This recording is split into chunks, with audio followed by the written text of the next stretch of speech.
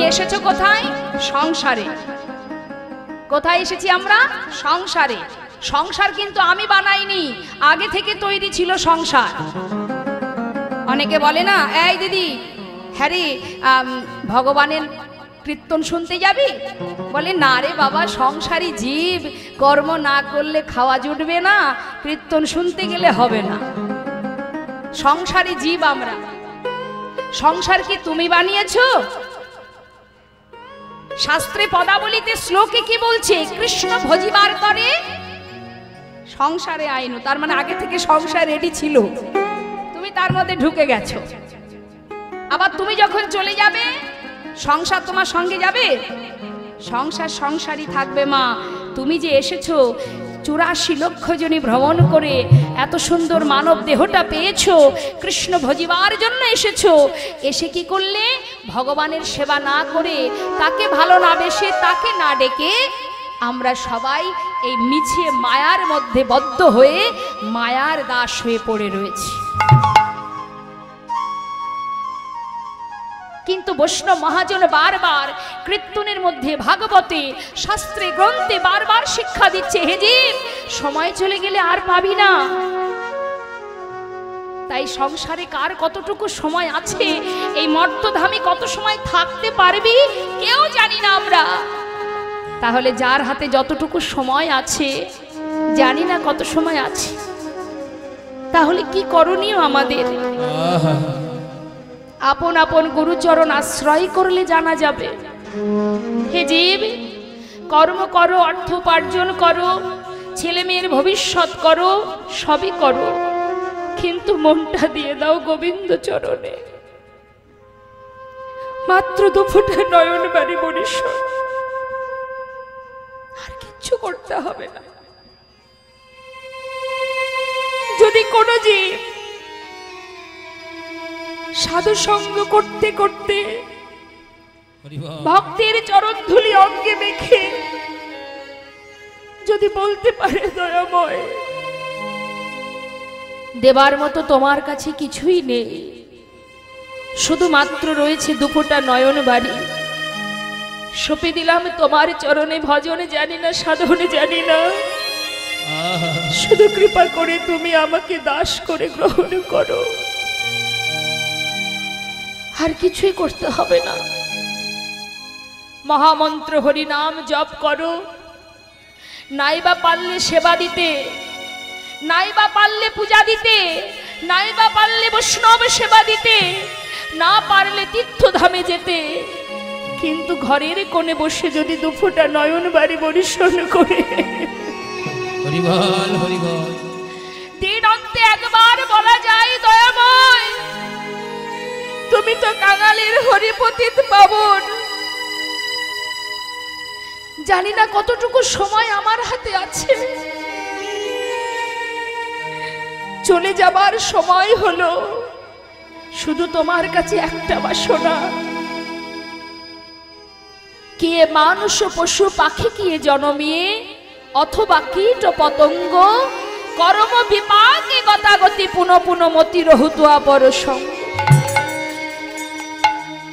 আমরা বারবার এই মনুষ্যকুলে জন্ম পেয়ে ত্রিতাপ জ্বালা ভোগ করি। কেন করি বাবা? না কর্মের বিপাকে, কর্মের কারণে, কর্মের ফলে এই মানব দেহ পেয়ে বারবার ত্রিতাপ জ্বালা ভোগ করতে হয়। কিন্তু যারা পুণ্য অর্জন করতে পারে, তারা কখনো আর এই মর্তধামে এই যন্ত্রণা পাওয়ার জন্য মনুষ্যকুল আর তারা চায় না। তাই আমরাও সবাই মিলে মধুমাখা হরিনাম, কলিযুগের শ্রেষ্ঠ ধন, হরিনাম বদনে উচ্চারণ করো, কোনো কষ্ট নেই, কিচ্ছু করতে হবে না। কৃত্যে যদ্ধায়তে বিষ্ণু ত্রেতায় যজ্জতে মোক্ষ, দাপরে পরিচর্যং কলো তদ্ধরি সংকীর্তন। ধ্যান, তপস্যা, যাগ, যজ্ঞ কিছুই করা লাগবে না। দিনন্তে একবার বদনে হরিনাম মহামন্ত্র জপ করো, সময় চলে গেলে আর পাওয়া যাবে না। দেখুন নামের কি মহিমা, জানি তাই। তাহলে হরিনাম করলে কি হবে? কৃষ্ণ প্রেমের উদয় হয়। আর যদি কেউ নাম শ্রবণ করে, আমাদের হৃদয় মাঝের যে অন্ধকার, কালিমা, হিংসা, লালসা, চাওয়া পাওয়া এগুলো দূরীভূত হয়। নামের এমনই মহিমা। আমাদের জীবনের সমস্ত কামনা বাসনা দূর হয়ে যাবে, অন্ধকার দূর হবে। আমাদের প্রত্যেকের মনের মধ্যে হিংসা আছে, আর যত সময় হিংসা থাকবে বাবা, তত সময় ভক্তি সেখানে প্রবেশ করতে পারবে না।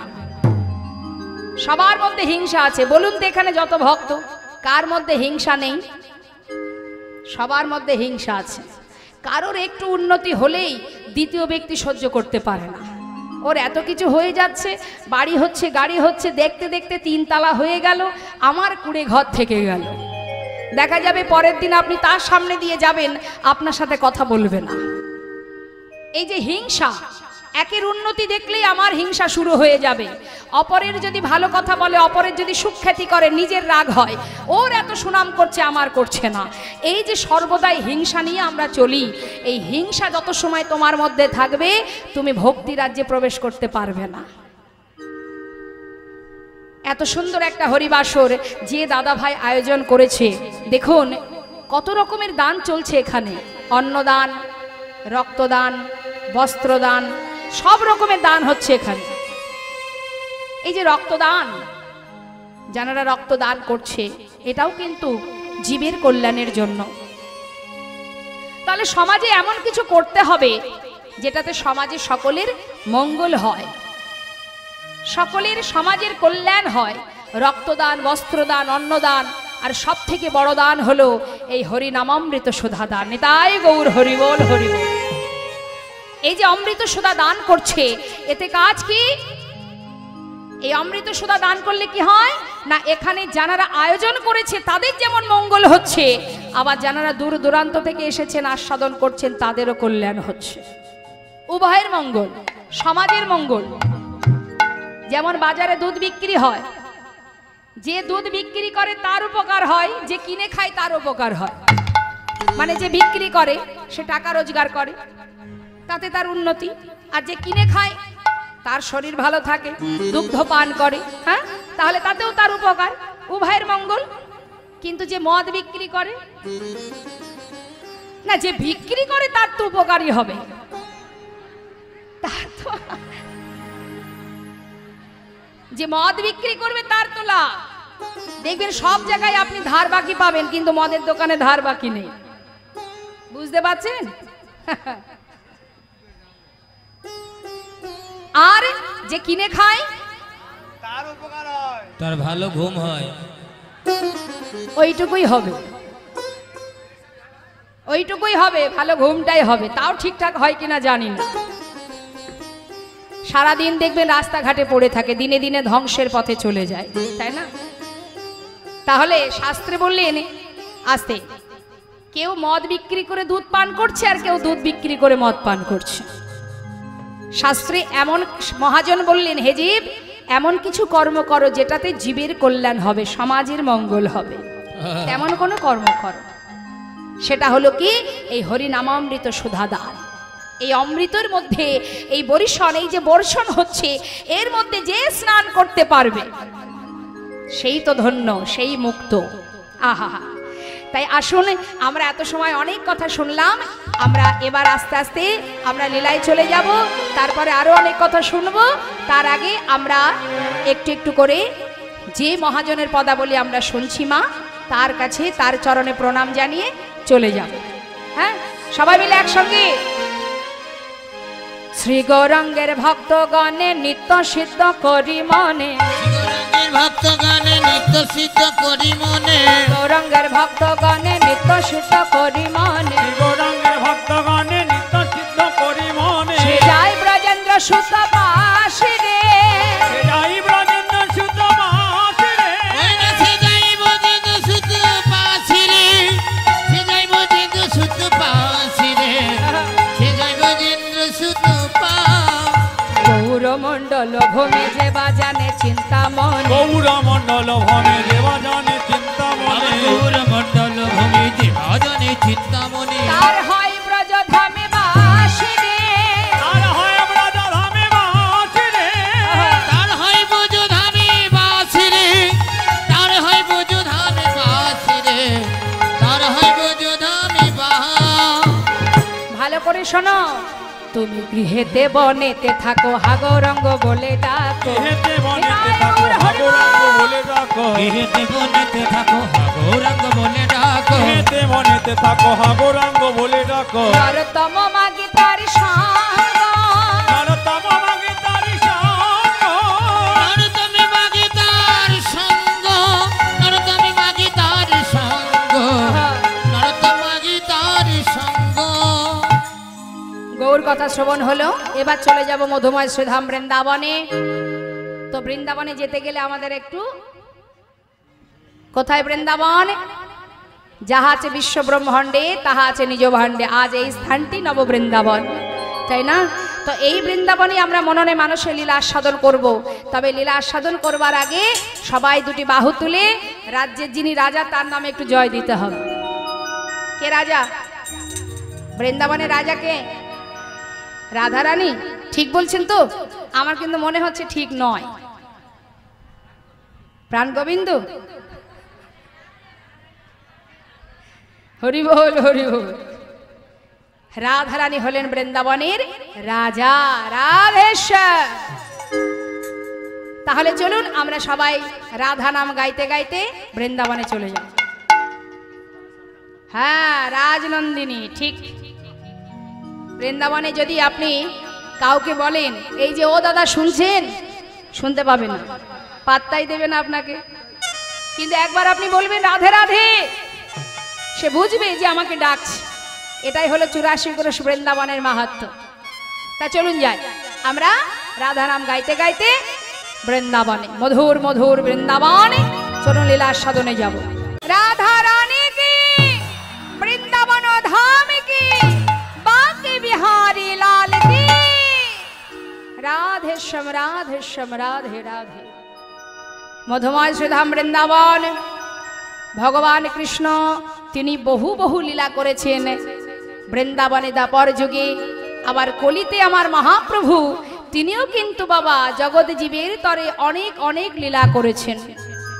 তা যে বৃন্দাবন লীলায় আমরা দেখব প্রাণ গোবিন্দ আমার সখ্য প্রেমের সখাগণকে নিয়ে বনের ভিতরে গিয়ে তারা প্রতিনিয়ত যে খেলা করে তার ভিতর থেকেও তারা অনেক লীলা করেছে।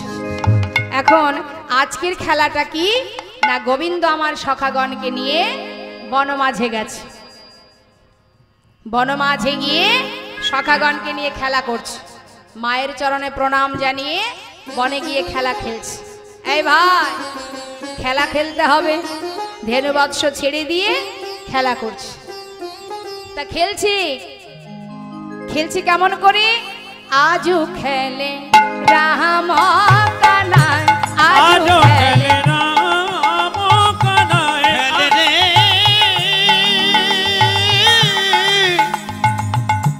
আজু খেলে রাম কানাই, আজু খেলে রাম কানাই। শ্রীদাম সুদাম সাথে খেলিছে ব্রজের পথে। ওই না শ্রীদাম সুদাম সাথে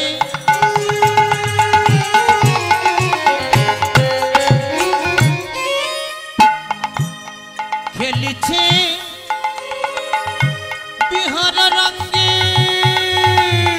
শ্রীদাম সুদাম সাথে আহা খেলিছে ব্রজের পথে। ওই শ্রীরাম শ্রীরাম সাথে খেলিছে ব্রজের পথে। খেলছে কি খেলা? কাঁধে করায়া কাঁধে চড়া, কাঁধে করায়া কাঁধে চড়া, কাঁধে করায়ার কাঁধে চড়া, কাঁধে করায়ার কাঁধে চড়া। আনন্দের সীমানা আজু খেলে রাম কানাই, আজু খেলে রাম কানাই, খেলে রে আজু খেলে রাম কানাই, আজু খেলে রাম কানাই। তপন তনায়া তীরে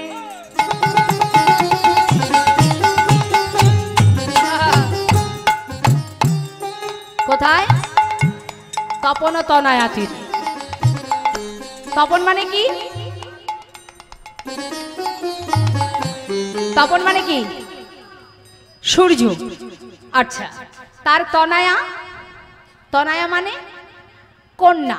সূর্যের কন্যা কে?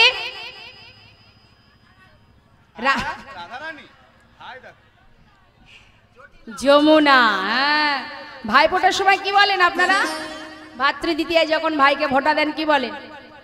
ভাইয়ের কপালে দিলাম ফোঁটা, দোয়ারে জমের দোয়ারে পড়লো কাটা, যমুনা দেয় জমকে ফোঁটা। তাহলে কে? হ্যাঁ, যমুনার ভাই হচ্ছে যম। তাহলে যমের বাবা কে? সূর্য। আর একজন আছে ছেলে, সে হচ্ছে গ্রহরাজ। আরো একজন আছে, সে হলো কর্ণ। কিন্তু দুজন ছেলে, দুই ছেলেকে মানে তাদের নাম শুনলে জগতে সবাই ভয় পায়। এক হলো যমের ভয়, আর এক হলো গ্রহের ভয়। হরি বল। শাস্ত্রে আছে গ্রহ যদি কারোর ঘাড়ে চাপে 12 বছরের আগে কিন্তু সে আর নামে না। একদিন কি হয়েছে বাবা, দেবর্ষি নারদ তিনি পথ দিয়ে যাচ্ছে নারায়ণ নারায়ণ বলতে বলতে, হঠাৎ গ্রহরাজের সঙ্গে দেখা। যেই না দেখা, কেমন আছেন মহারাজ? খুব ভালো। তুমি কেমন আছো দেবর্ষি? আমিও ভালো। কিন্তু মহারাজ আপনার সব ভালো, একটা দোষ আপনার খুব খারাপ। সেটা কি? এই যে আপনার নাম তো গ্রহ, শুনেছি আপনি যার ঘাড়ে চাপেন নাকি 12 বছরের আগে আর সেখান থেকে নামেন না। বলুন তো, একবারে যদি 12 বছর কোনো গ্রহ কারোর ঘাড়ে চাপে, কি গো মা, গ্রহর ভয় পান না আপনারা? ভয় পান বলেই তো শনিবার শনিবার আসলেই বড় ঠাকুরের পূজাটা আগে দিতে যান, জান না? হ্যাঁ, ভয়ে ভীত হয়ে। ভক্তি বলে কিছু নেই। যদি গ্রহ ঘাড়ে চাপে মানে আমার সংসারে যদি গ্রহ চাপে তাহলে ধ্বংস হয়ে যাবে, এই ভয়ে আমরা শনিবার আসলেই ওই ধূপপদীপ বাতাসা নিয়ে লাইন দিয়ে দাঁড়িয়ে থাকি, তাই তো? তাহলে গ্রহর ভয় সবাই পায়, আবার যমের ভয়ও সবাই পায়। এখন যেই না বলেছে যে মহারাজ আপনার সব ভালো, একটা বিষয় খুব খারাপ, কারোর ঘাড়ে চাপলে 12 বছরের আগে আপনি আর নামেন না। যেই না আস্তে আস্তে আস্তে সঙ্গে সঙ্গে গ্রহরাজ বলছে, দেবর্ষি এতদিন তো মানুষের ঘাড়ে চেপেছি, এখন ভেবেছি তোমাদের যে প্রভু তার ঘাড়ে চাপবো। যেই না বলা, গ্রহরাজের কথা শুনে দেবর্ষি চমকে উঠেছে। কি সর্বনাশ, প্রভুর ঘাড়ে চাপবে? এই খবরটা তো প্রভুকে দিতে হবে তাড়াতাড়ি। ছুটতে ছুটতে গিয়ে বলছে, নারায়ণ নারায়ণ। বলে, ও প্রভু, সর্বনাশ সর্বনাশ। বলে, কি হয়েছে? বলে, প্রভু আসার পথে এই গ্রহর সঙ্গে দেখা, উনি বললেন এতদিন মানুষের ঘাড়ে চেপেছে, এখন নাকি ঠিক করেছে আপনার ঘাড়ে চাপবে। প্রভু বলছে, তাই নাকি? আমার ঘাড়ে চাপবে বলেছে? হ্যাঁ, বেশ, চিন্তা করো না, চাপবে আমার ঘাড়ে। আরে গ্রহরাজ আমার ঘাড়ে চাপবে, তুমি চিন্তা করো না, তার আগে থেকে আমি ব্যবস্থা নিয়ে নেব। কি না, এই 12 বছর আমি পাথরের মধ্যে ঢুকে বসে থাকবো, আমি দেখবো আমার ঘাড়ে কি করে চাপে। ভালো কথা, 12 বছর হয়ে গেল বাবা। পাথর থেকে বেরিয়ে সঙ্গে সঙ্গে দেবর্ষিকে খবর দিয়েছে, এই যে দেবর্ষি এদিকে এসো, ওই যে গ্রহরাজকে গিয়ে বলো, সে যে বলেছিল ঘাড়ে চাপবে 12 বছর আমার ঘাড়ে চাপবে, তা কই চাপলো না তো। 12 বছর তো পার হয়ে গেল। দেবর্ষির আনন্দ ধরছে না মা। আনন্দ করতে করতে একেবারে গ্রহরাজের রাজদ্বারে গিয়ে হাজির। এই যে মহারাজ, বলি আপনি যে বলেছিলেন আমাদের প্রভুর ঘাড়ে চাপবেন, কই চাপলেন না তো। 12 বছর তো পার হয়ে গেল। বলছে, আমি যে চাপবো বলেছিলাম, তুমি কি এই খবরটা প্রভুকে দিয়েছিলে? হ্যাঁ। তো তখন তোমার প্রভু কি করলো? কি আর করবে, আপনি চাপবেন শুনে সে পাথরের মধ্যে 12 বছর লুকিয়েছিল। আরে এটাই তো আমার কোপ, নিতাই গৌর হরি বল হরি বল। শুধুমাত্র শুনে, মুখের কথা শুনে যদি 12 বছর পাথরের মধ্যে ঢুকে থাকে, হ্যাঁ, স্বয়ং ভগবান হয়ে যদি পাথরের মধ্যে 12 বছর থাকে, এটাই তো শনির কোপ। তা বাবা, গ্রহরাজের ভয় আর যমের ভয় সবাই পায়, কিন্তু ভগবান লীলা করছেন কোথায়? তপন তনয়া তীরে, মানে যমুনার তীরে। হ্যাঁ, তপন তনয়া তীরে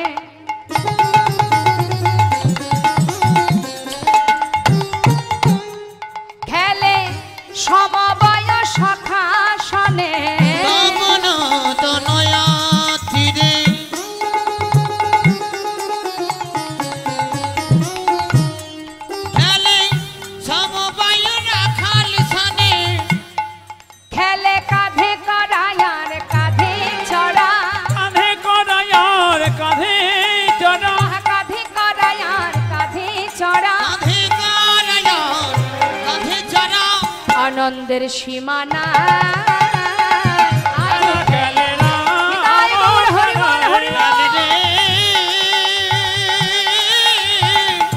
আজ খেলে রাম কানাই, আজ খেলে রাম কানাই। ভগবান ভক্তকে কাঁধে করে মা, ভক্ত হতে হবে বাবা, তবেই ভগবান ভক্তের বোঝা কাঁধে করে বইবে। হ্যাঁ বসুন। দেখুন আজ গোবিন্দ বলছে আয় সখা, প্রতিদিন এই খেলা খেলি, আজ আর খেলবো না, আজ একটু অন্য রকম খেলা হবে। কি খেলা? আজকের খেলা হবে পাতা পাতা খেলা।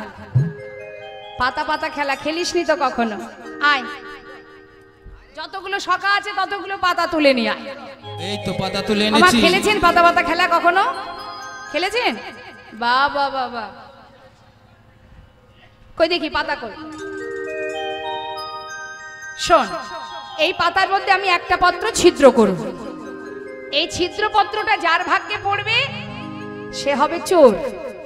এবার যে চোর হবে বাকি সবাইকে সে কাঁধে করে বংশীবট থেকে কেশিঘাট, কেশিঘাট থেকে বংশীবট নিয়ে যেতে হবে, নিয়ে আসতে হবে। খুব মজার খেলা, তাই না? বেশ, তাহলে মা কাঁধে তো সবাই চড়তে চায়, কিন্তু কাঁধে করার লোক কমই পাওয়া যায়। তা দেখা যাক আজকে কে কাকে কাঁধে করে। নে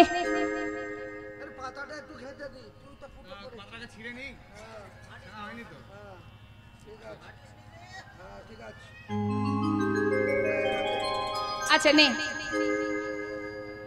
দেখি দেখি পাতা দেখা, সবাইকে দেখা। কি ভালো না ছিদ্র? কচি পাতা পড়েছে, ভালো ভালো।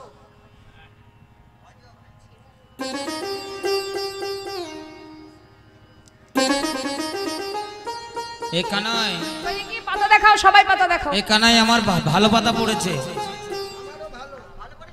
কই দেখি। আমারটাও ভালো। সবারই তো ভালো পাতা পড়লো।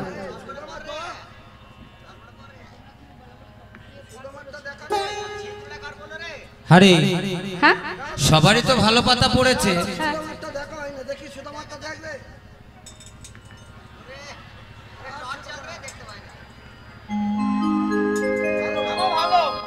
তাহলে সবারই যখন ভালো পড়েছে, হ্যাঁ, তাহলে ছিদ্র পাতা কার ভাগে পড়লো রে? কার ভাগ্যে পড়েছে ছিদ্রটা? তাই তো সবাই দেখিয়েছে, সবাই দেখিয়েছে। কানাই তোর পাতাটা দেখা। আমার আমার তো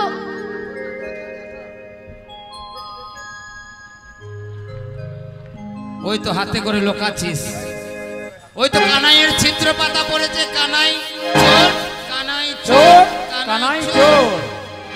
সখাগণ বলছে এই কানা, এমনিতেই তো তুই চোর, তুই বিনে চোর কে হবে ভাই? তুই বিনে চোর কে হবে ভাই? চোর কে হবে ভাই? তুই বিনে চোর কে হবে ভাই? বৃন্দাবনের ননি চোরা, তুই বিনে চোর কে হবে ও তুই ভাই? বৃন্দাবনের ননি চোর, তুই বিনে চোর কে হবে ভাই?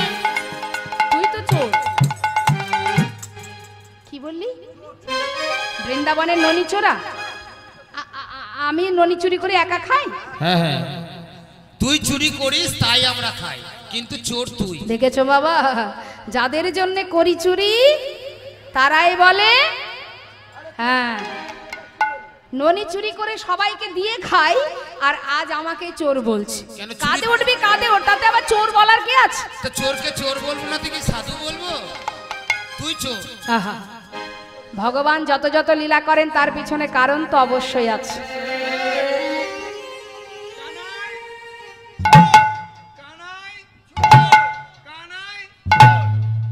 আজকে হঠাৎ গোবিন্দ কেন এমন খেলা খেলছে বাবা? কারণটা কি মা? কারণটা শুনুন। একদিন নিরজনে বসে প্রাণে গোবিন্দ আমার, তিনি মনে মনে ভাবে এই জগতের যে আমার চরণ পাবার লাগি কৃষ্ণ কৃপা কর বলে, হা গোবিন্দ কৃপা কর বলে নয়নে জলে বুক ভাসায় কাঁদে। কত যোগী মুনি ঋষি আমার চরণ পাবার জন্য ধুলায় গড়াগড়ি দিয়ে বনে জঙ্গলে ধ্যান তপস্যা করছে। কেন আমাকে সেবা দেয়? কেন আমার চরণ পাবার জন্য কাঁদে? আমার চরণ পাবার জন্য কেঁদে কি সুখ পায়? লীলার পাশে দাঁড়িয়ে বৈষ্ণব মহাজন বললেন, হে দয়াময়, ভক্ত তোমাকে ভালোবেসে কি সুখ পায় সে তো ভক্তই জানে। তুমি তো পূর্ণ ব্রহ্ম, তুমি স্বয়ং ভগবান, তুমি বুঝবে কি করে বলো? মা সন্তানকে ভালোবাসে। সন্তান যদি মাকে প্রশ্ন করে, মা তোমার ভালো, তুমি যে আমাকে ভালোবাসো, এই ভালোবাসাটা কেমন? এই প্রশ্নের উত্তর মা দিতে পারবে? সে তো মাই জানে সন্তানকে ভালোবাসলে কি আনন্দ বা সেটা কেমন। এখন প্রশ্নের উত্তর যদি দিতে হয় তাহলে একটা কথাই বলা যায় যে যদি কোনোদিন তুই মা হতে পারিস সেদিন বুঝবি। ঠিক তেমন বাবা ভগবান নিরজনে বসে ভাবছে, কেন আমাকে এত ভালোবাসে? একটা মিষ্টির দোকানে যারা কারিগর হয় তারা জানে কিভাবে রসগোল্লা সন্দেশ বানাতে হয়। যে মালিকের আসনে বসে থাকে সে কিন্তু জানে না, সে ছানা চিনি কারিগরকে দিয়ে দেয়, দিয়ে বলে সন্দেশ বানাও, রসগোল্লা বানাও। কারিগর জানে কিভাবে বানাতে হয়। মালিক যদি কখনো ভাবে যে কিভাবে সন্দেশ রসগোল্লা হয়, আমি সেটা জানতে চাই, বলুন তো মা, সে যদি ওই সিংহাসনে মানে মালিকের আসনে বসে থাকে কখনো জানতে পারবে যে কিভাবে রসগোল্লা সন্দেশ হবে? ওই মালিকের আসন ত্যাগ করে যদি কারিগর হতে পারে তবেই সে বুঝবে যে কিভাবে ছানা চিনি মিশিয়ে সন্দেশ রসগোল্লা তৈরি হয়। তাই ভগবানের কথা শুনে মহাজন পদাবলীতে বললেন, দয়াময়, ভক্তের ভালোবাসা যদি জানতে হয় তাহলে তোমাকে ভগবান হয়ে থাকলে হবে না, তুমিও ভক্ত যদি হতে পারো আর ভক্ত হয়ে যদি চরণ সেবা করতে পারো তবেই তুমি বুঝবে চরণ সেবায় কি আনন্দ, কি সুখ। নিতাই গৌর হরি বল হরি। সবার ক্ষেত্রে একই নিয়ম। তুমি ভগবান বলে তোমার নিয়ম আলাদা নয়। ভক্ত যেমন সর্বদাই চরণ সেবা করছে, তুমিও চরণ সেবা করো, তবেই তো বুঝবে চরণ সেবায় কি সুখ। তার আগে বুঝবে না। আপনার তো সবাই গুরু দীক্ষা শিক্ষা নিয়েছেন না? হ্যাঁ, কে কে নিয়েছেন? কই দেখি হাত তুলে দেখান, দু হাত তুলে দেখান। দীক্ষা শিক্ষা কে কে নিয়েছেন দেখি? বাহ। গুরুদেবের দেওয়া মন্ত্র মনে আছে? আছে? জপ করা হয়? গুরুদেবের দেওয়া তুলসীর মালা সবার গলায় আছে?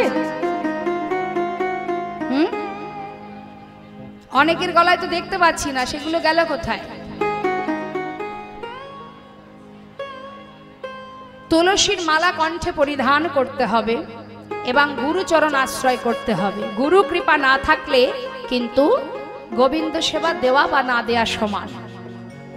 আপনি ভগবানকে সেবা দিচ্ছেন, আপনি যদি আপনার গুরু আশ্রয় না করে দেহ শুদ্ধ না করেন তাহলে আপনার দেওয়া জল পর্যন্ত, মানে ভক্ত দূরের কথা, ভগবান তো বাদ দিলাম, একজন ভক্ত পর্যন্ত আপনার হাতে জল গ্রহণ করবে না।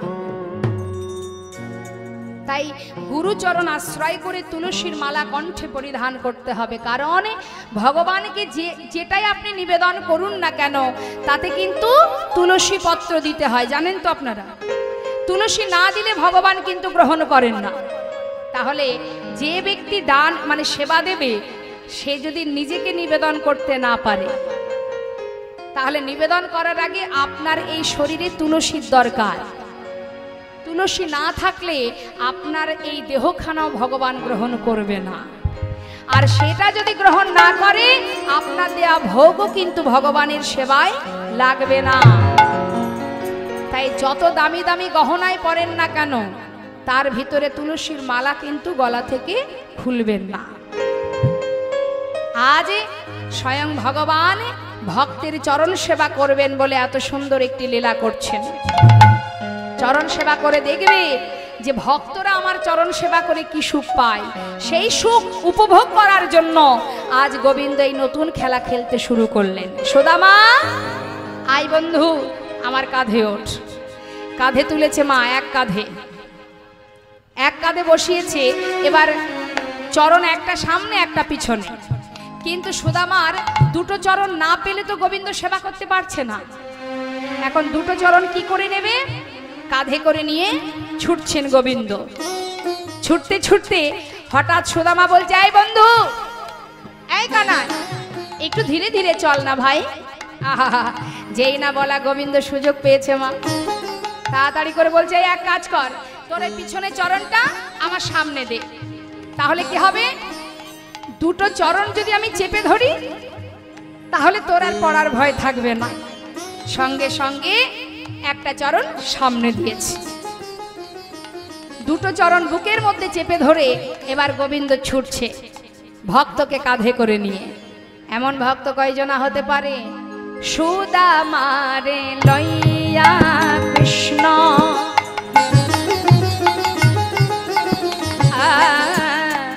করিল গমন, সুদামারে লইয়া কৃষ্ণ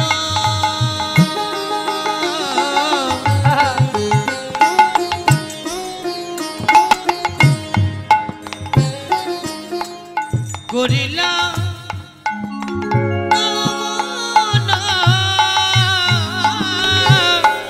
একটা পক্র আমরা বৃক্ষ তলে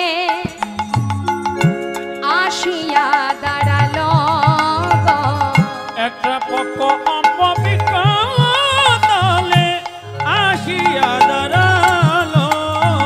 আজ মন্দ মন্দ সেবা করে, মন্দ মন্দ সেবা করে ভক্তের যুগলে চরণ করিব হৃদয়ে ধরে, মন্দ মন্দ সেবা করে। ভক্তের যুগল চরণ